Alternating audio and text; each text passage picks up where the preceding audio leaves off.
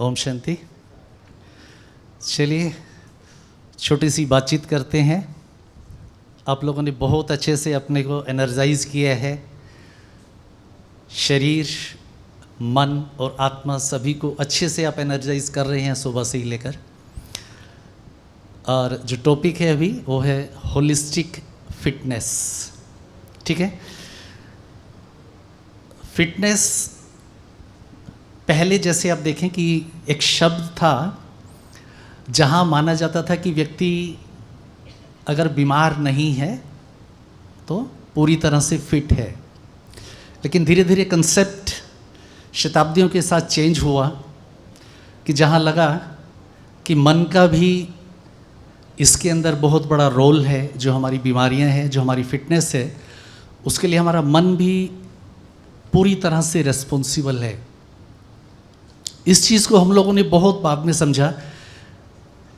लेकिन जो हमारे प्राचीन ग्रंथ हैं, योग के ग्रंथ हैं, गीता अगर पढ़ें तो सबसे पहले कहती है कि मन एवं मनुष्यानाम कारणम बंध मोक्षयो बंधाय विषयासक्तम मुक्तये निर्विषम स्मृतम। कहती है कि मन ही हमारे बंधन और मोक्ष का कारण बनता है, शारीरिक बीमारियों का कारण बनता है। लेकिन आज साइंस ये खुद में खुद स्वीकार करती है कि मन से बहुत सारी डिजीज़ हैं जो शुरू होती हैं। तो चलिए शुरुआत करते हैं। होलिस्टिक फिटनेस क्या है कि जैसा कि पहले मानते थे कि बीमारियां नहीं हैं व्यक्ति के अंदर, तो शायद ये पूरी तरह से फिट है। लेकिन होलिस्टिक फिटनेस आपको एज ए होल आपकी पूरी लाइफ का बायोडाटा पीछे देख के उसके हिसाब से आपको ट्रीट करने की तरफ चलती है। आज की तारीख में ट्रीटमेंट के लिए हमारे पास बहुत सारी चीज़ें हैं। जितनी पैथीज़ हैं वो पैथीज़ तो हैं ही हैं, साथ में जो अल्टरनेटिव मेडिसिन्स के सिस्टम्स हैं वो भी हैं, साइकोथेरेपी है, और इसके साथ साथ हिप्नोसिस जो हिप्नोटिक थेरेपी है, वहाँ भी बहुत ज़्यादा गहराई में जाके आपके मन के अंदर जो कुछ ना कुछ उलझने हैं, कुछ इस तरह की गांठें बन गई हैं जिसकी वजह से आप नहीं उबर पा रहे हैं और बीमारियां दूर नहीं हो पा रही हैं, तो वहाँ भी ट्रीटमेंट पॉसिबल है जाके। लेकिन संभव तभी है जब हम अपने शरीर के साथ साथ मन का भी ट्रीटमेंट करते हुए चलें। आज की तारीख में बड़े से बड़े हॉस्पिटल हमारे पास उपलब्ध हैं। 5 स्टार फैसिलिटीज़, 7 स्टार फैसिलिटीज़, और दिल्ली में जैसे मेदांता जैसे हॉस्पिटल्स हैं, बड़े हॉस्पिटल्स हैं। लेकिन क्या कभी आपने दोस्तों गौर किया है कि उस बड़े हॉस्पिटल में जाने के बाद अच्छे से अच्छा पैसा देने के बावजूद क्या ये गारंटी होती है कि डॉक्टर ये कहता है कि आप बिल्कुल वो सही करके भेजेगा? होती है? कभी गए हैं हॉस्पिटल किसी को लेके? तो सबसे पहले क्या भरवाते हैं? कंसेंट फॉर्म भरवाते हैं कि आप अपनी कंसेंट दे रहे हैं। उसने कोई ऑपरेशन करना है, कोई भी ट्रीटमेंट करना है, उसके लिए आप अपनी कंसेंट दे रहे हैं। और डॉक्टर के पीछे बहुत अच्छी सी कोटेशन एक लिखी होती है, शायद आप लोगों ने पढ़ी हो। क्या लिखा होता है? क्या लिखा होता है? I treat, he cures. मैं सिर्फ ट्रीटमेंट देता हूँ, क्योर उसके हाथ में। पढ़ा कभी? कभी ध्यान से देखा? कभी गौर किया इस पे? गौर किया कभी इस पे? एक डॉक्टर जो बहुत अच्छे से अच्छी डिग्री लेके आया है, जिसने बहुत अच्छी स्टडी की है, सभी कुछ जानकारी उसके पास है, उसके बावजूद भी ये गारंटी नहीं है कि अगर उसने कोई सर्जरी की तो वो सक्सेस होगी कि नहीं होगी। और हमारा जो माइंड है, हमारा जो ब्रेन है, उसकी जानकारी 5-10% से ज़्यादा आज तक नहीं है। और इसलिए ब्रेन्स के जो भी ऑपरेशंस हैं उनका सक्सेस रेट बहुत कम होता है। रीज़न? क्योंकि बीमारी कहीं मन के अंदर घुसी हुई है और हम जो ब्रेन सेल्स हैं उनके ट्रीटमेंट पर लगे हैं, वहाँ गड़बड़ी होती है। तो होलिस्टिक फिटनेस हमारे शरीर को पूरे लाइफ स्पान के साथ देखती है, सिर्फ बीमारी को नहीं देखती और सारी चीज़ों को कैसे हम ठीक कर सकते हैं उसके ऊपर ध्यान देती है। नेक्स्ट, सिंपल सी चीज़ें हैं। फर्स्ट, जैसे हमारे कोर्सेज थे सारे मेडिकल के, वो ज़्यादातर हमारे फिजिकल के ऊपर होते थे, लेकिन आजकल बहुत सारी चीज़ें इवन होलिस्टिक हेल्थ की फिटनेस के लिए भी ट्रीटमेंट और कुछ मेडिकल साइंसेस ने कोर्सेज शुरू किए हैं।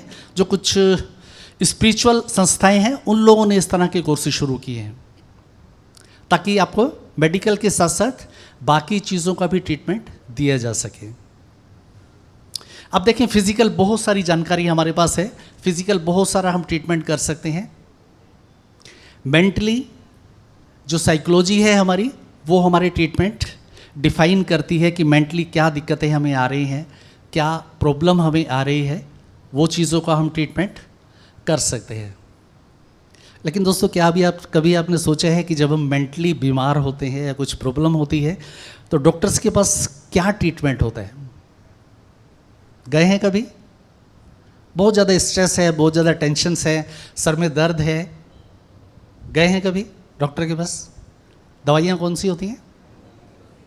नींद की दवाइयाँ। Yes, good.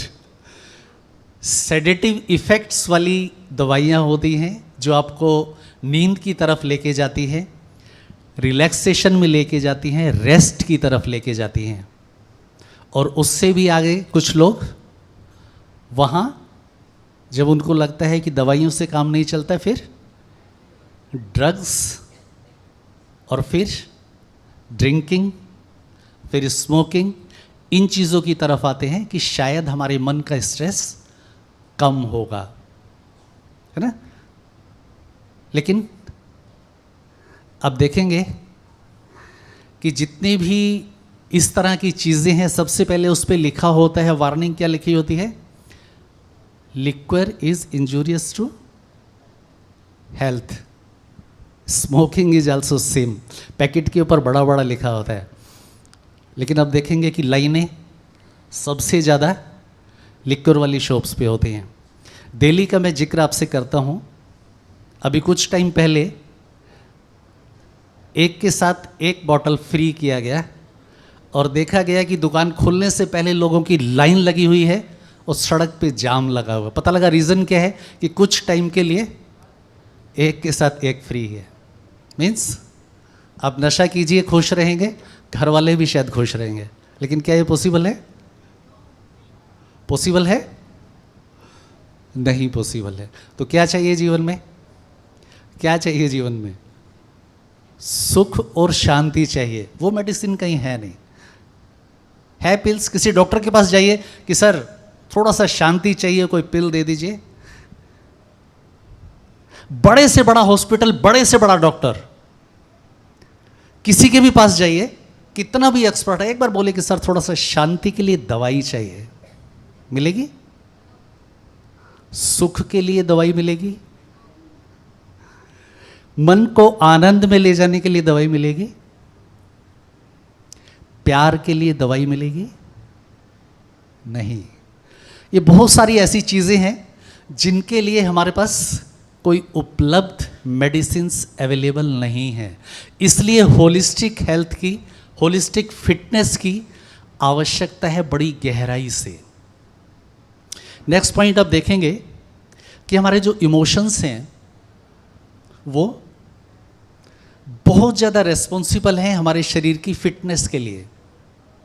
अब देखिए, एक बहुत अच्छी गेम के लिए आप जा रहे हैं, आपकी बड़ी अच्छी तैयारी आपने की है और धीरे से रात को आपको किसी ने आके बोला कि यार वो पहलवान तो बहुत ज़बरदस्त है, उसकी बाउट्स तो बहुत ज़बरदस्त हैं, उससे जीत पाना बड़ा मुश्किल है।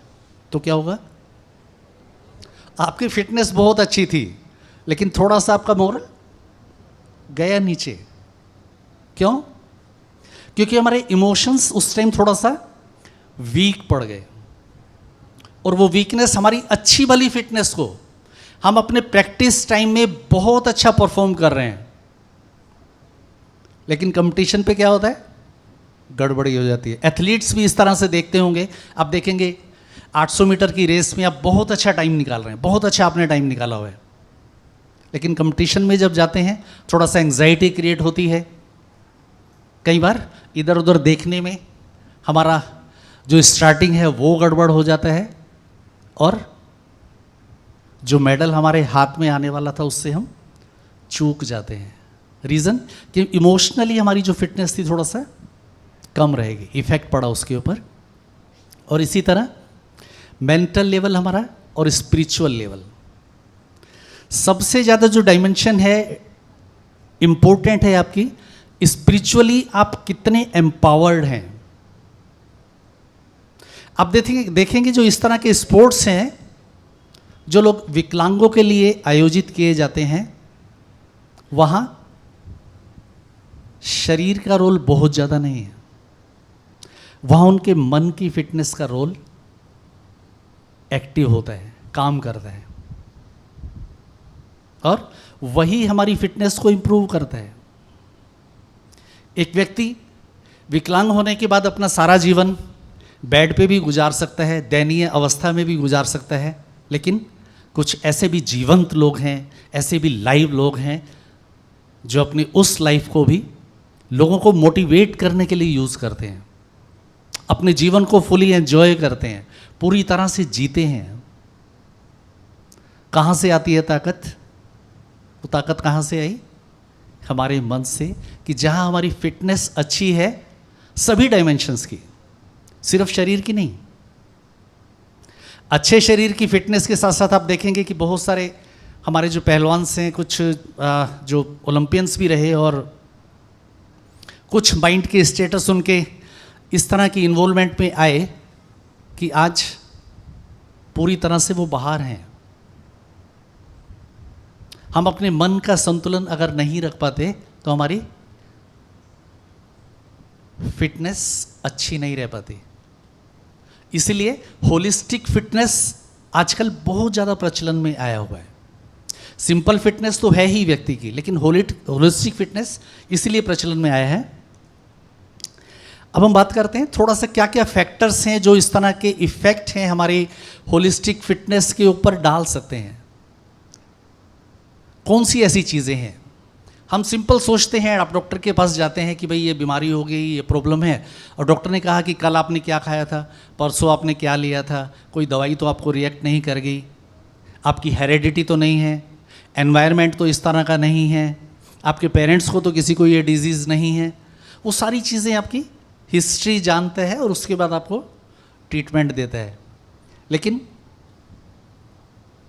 होलिस्टिक हेल्थ क्या कहती है कि अगर हमारा एटीट्यूड अच्छा नहीं है तो हमारी हेल्थ कहीं ना कहीं दिक्कत करती है, कहीं ना कहीं परेशान करती है।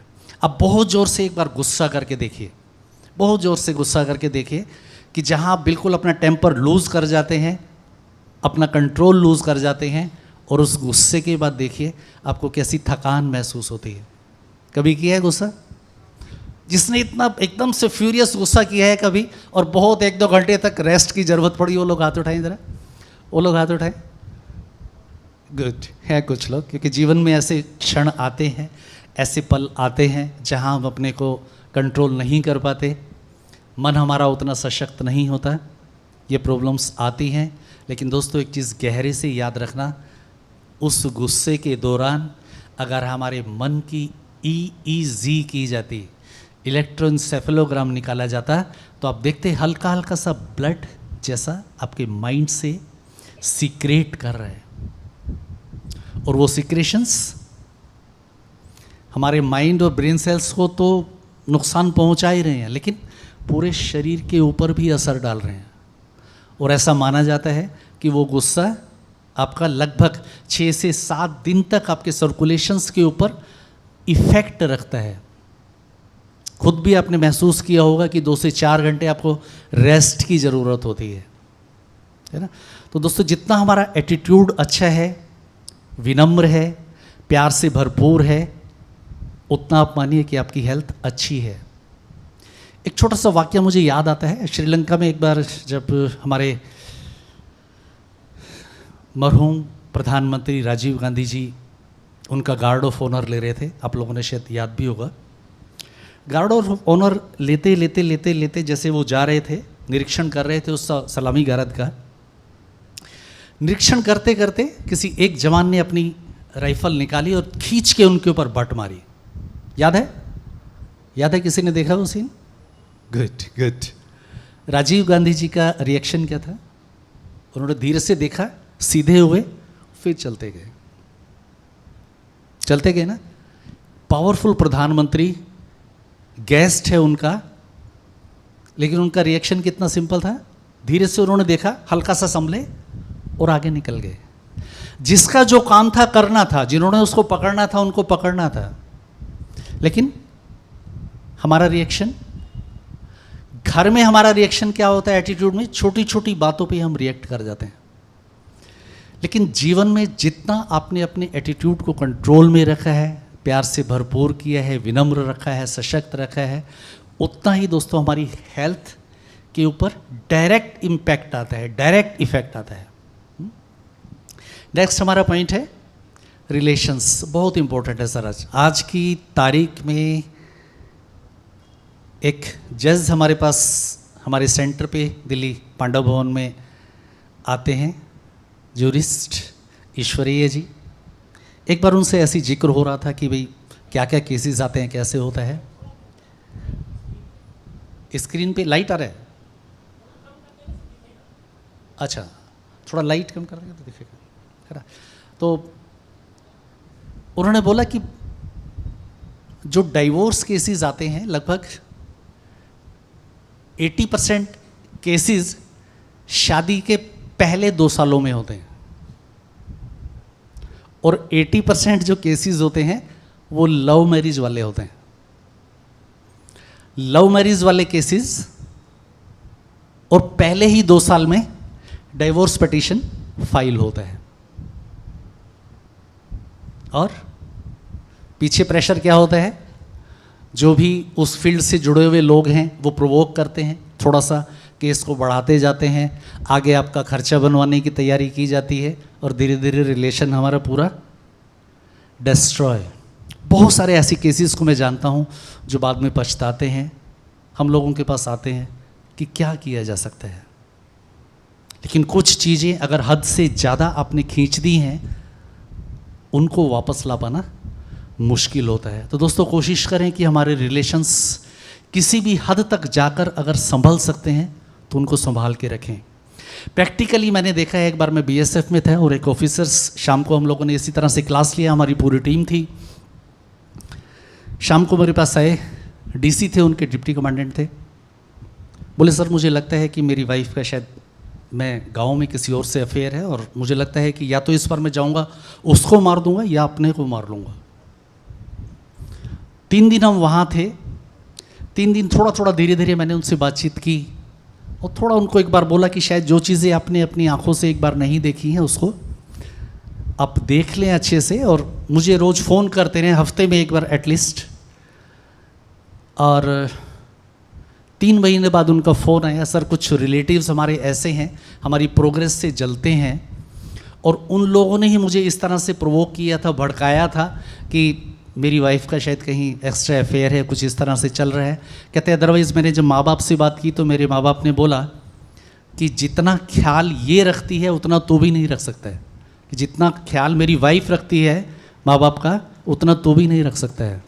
कहता सर आज 3 महीने हुए हैं, शायद मैं उस टाइम आपसे डिस्कशन ना करता तो ये रिश्ता गया था, रिश्ता ख़त्म था। बहुत छोटी छोटी चीज़ों पे कई बार रिश्ते खराब होते हैं, और जीवन बिना रिश्तों के पॉसिबल है? पॉसिबल है? जिस दिन पहला जन्म लेते हैं, माँ बाप तो होते ही हैं, भाई बहन भी होते हैं, कई बार बिना रिश्ते के है पॉसिबल? और आज हमारे पास इन रिश्तों को देने के लिए समय नहीं है समय? कितने ऐसे लोग हैं जो कभी दोस्तों से हफ्ते में एक बार मिलने के लिए जाते हैं? हाथ उठाएं। हफ्ते में एक बार। Very good, very good. अच्छा है, ये प्रैक्टिस कंटिन्यू रखिए, लोगों से मिलते जुलते रहिए। कहीं कुछ जीवन में इस तरह की दिक्कतें आती हैं तो डिस्कशन कीजिए, कुछ ना कुछ सॉल्यूशंस ज़रूर निकलेगा। चलिए आगे चलते हैं। नेक्स्ट हमारा पॉइंट है व्हाट वी कंज्यूम। हम क्या खा रहे हैं सारे दिन में, आइदर फिजिकली और मेंटली।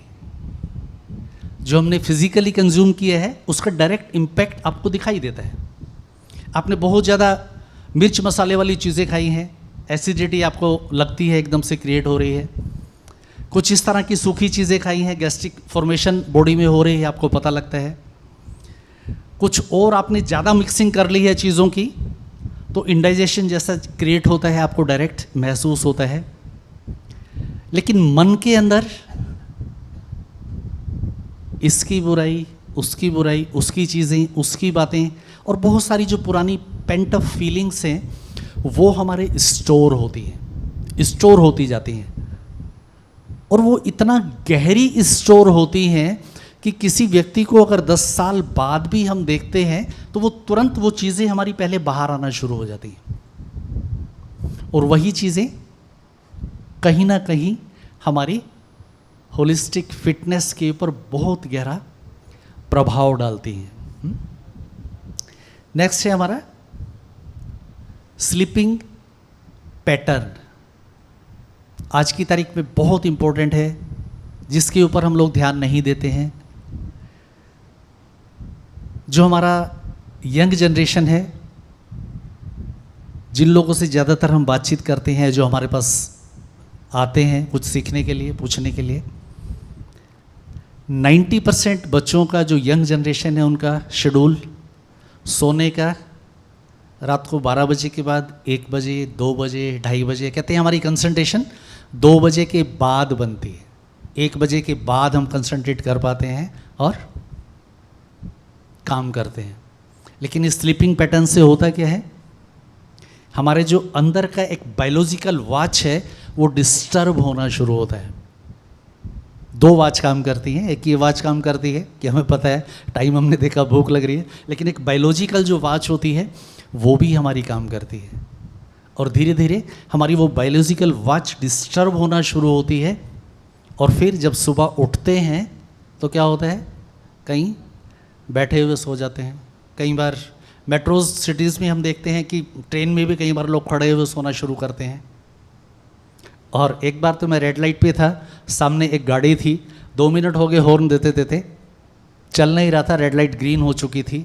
उतर के हमने जाके देखा ड्राइवर सो गया था, शायद सारी रात से ड्राइविंग कर रहा होगा और सो गया था।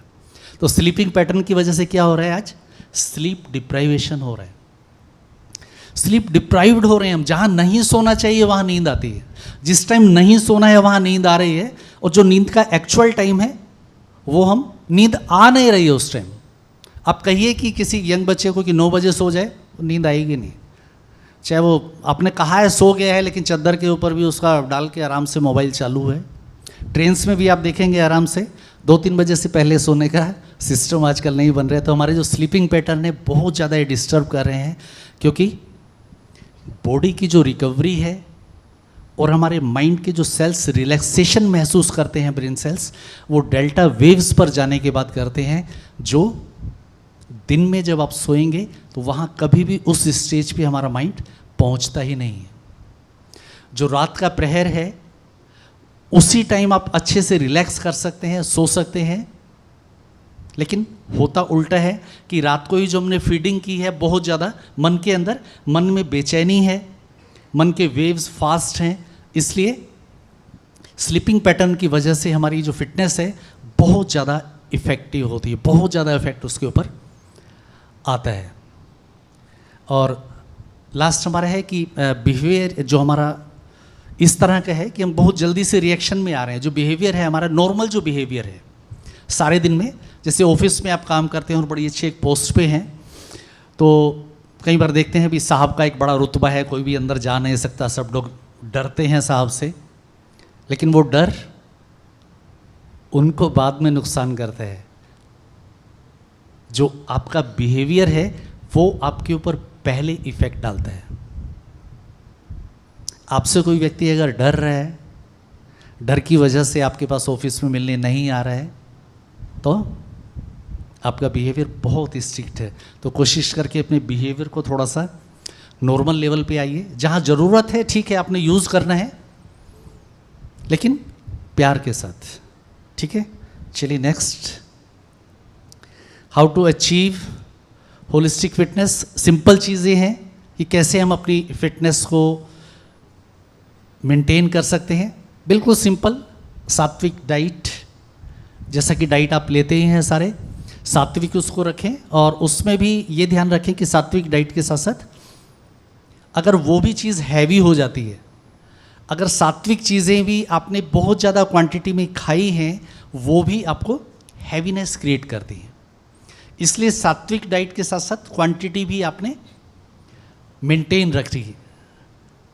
और इस चीज़ को गीता में बहुत पहले देखिए कि आप देखेंगे कि एक्सप्लेन किया है, वो कहता है कि युक्ताहार विहारस्य,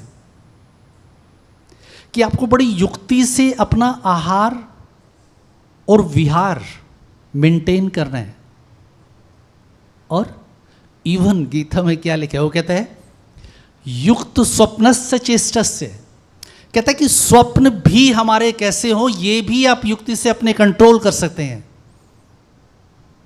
हमारी मुरली में तो बाबा डायरेक्ट बोलते हैं कि आपने अपने स्वप्न को भी पवित्र बनाना है, लेकिन गीता में ये बहुत पहले से लिखा है कि हमारे स्वप्न भी हमारे हेल्थ को एक्सप्लेन करते हैं।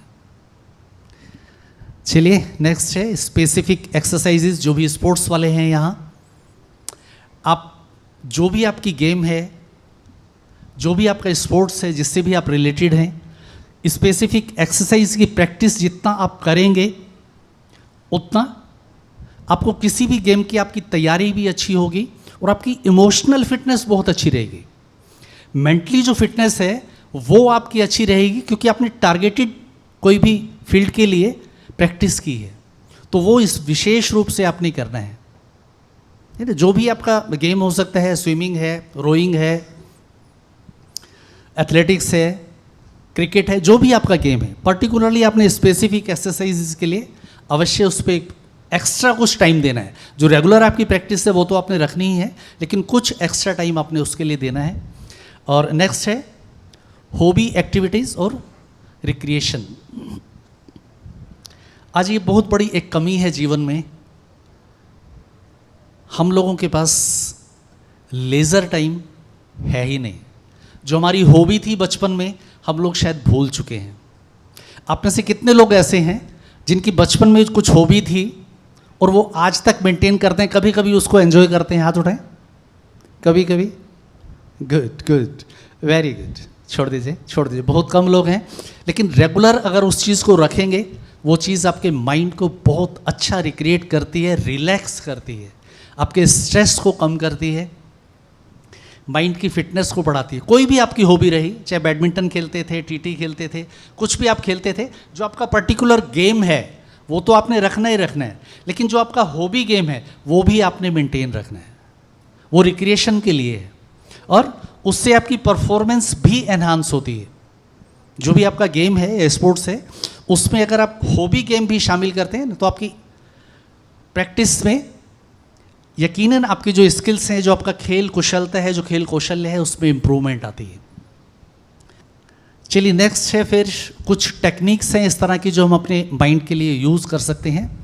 जो प्लेयर्स के लिए कई बार लगता है कि फिटनेस हमारी अच्छी नहीं है, तो उसमें जैसे प्रोग्रेसिव रिलैक्सेशन टेक्निक्स हैं कुछ, पूरी बॉडी को धीरे धीरे रिलैक्स करते हुए जाते हैं, जिससे हमारा शरीर रिलैक्स होता है और नेक्स्ट जो भी आपने गेम खेलना है उसके लिए अच्छा होता है। उसमें कुछ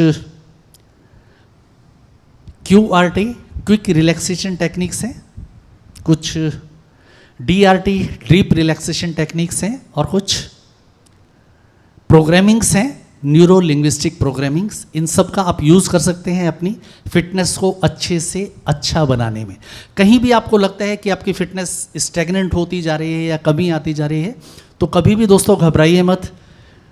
सारी चीज़ों का उपयोग कीजिए, सारी थेरेपीज़ का उपयोग कीजिए, रेस्ट पूरा लीजिए, और मेडिटेशन तो उसमें मदद करता ही करता है, लेकिन किसी भी फील्ड पे आपने डरना, घबराना या पीछे हटना नहीं है।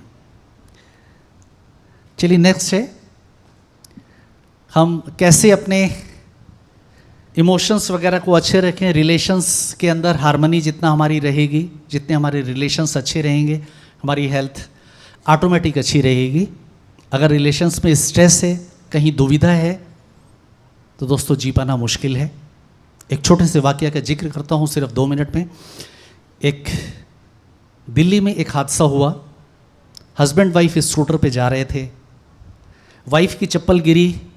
उसने बोला कि प्लीज़ स्कूटर रोको, मुझे अपनी चप्पल उठानी है, गिर गई है। उसने चप्पल उठाने के लिए वाइफ उतरी स्कूटर से नीचे। पीछे से एक मोटर बाइक आई, 2 लोग थे, गन निकाली, हस्बैंड को शूट किया और निकल गए। केस चला काफ़ी टाइम।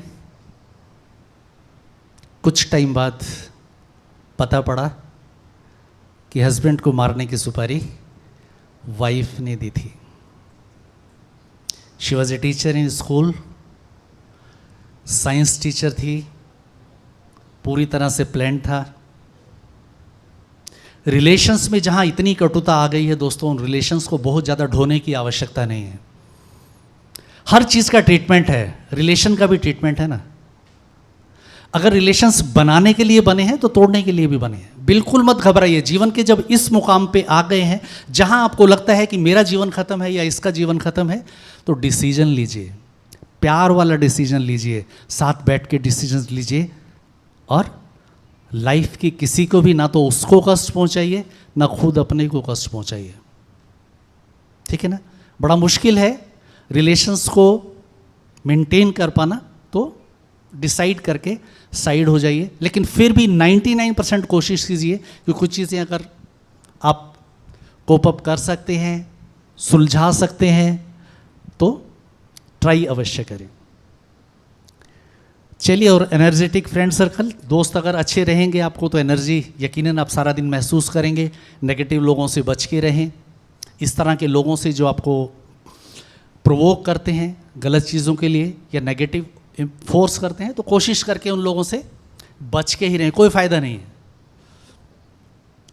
और जो भी आपका वर्क प्लेस है या हमारा जो भी फील्ड है, समझिए आप जहाँ भी जाते हैं, आपकी टीम है या कुछ भी है, तो कोशिश करें अपना जो माहौल है बड़ा प्यार भरा, खुशीनुमा, उससे भरपूर रखें ताकि आप उसको एंजॉय करें, आपको मज़ा आए। और सारे दिन घर से भी ज़्यादा आप अपने वर्क प्लेस पे या जो आपकी गेम है अपनी टीम के साथ, वहाँ आप उसको एंजॉय करें। चलिए, लास्ट है पॉजिटिव विनिंग एटीट्यूड रखें अपने मन के लिए। ग्रेटिट्यूड फॉर ऑल, ये बहुत ज़रूरी है, बहुत अच्छा पॉइंट है। जितना धन्यवाद आप किसी का करते हैं, जितना प्यार से आप ग्रेटिट्यूड किसी के प्रति रखते हैं, वही वाइब्रेशंस रिटर्न होकर आपके पास आते हैं। और जो हमने दिया है वही मिलने वाला है। Every action has equal and opposite reaction. जो मैंने डाला है वही वापस मिलेगा। और कैथारसिस, अगर बहुत ज़्यादा कहीं प्रॉब्लम आ रही है लाइफ में, तो कैथारसिस यानी उस पेंट अप फीलिंग को धीरे धीरे विजुअलाइजेशन टेक्निक से, रिलैक्सेशन टेक्निक के दौरान और हिप्नोसिस के दौरान, कैथारसिस के द्वारा निकाला जा सकता है। तो उसका भी डिस्कशन आप अच्छे साइकोथेरेपिस्ट से कर सकते हैं और उन चीज़ों से भी मुक्त हो सकते हैं।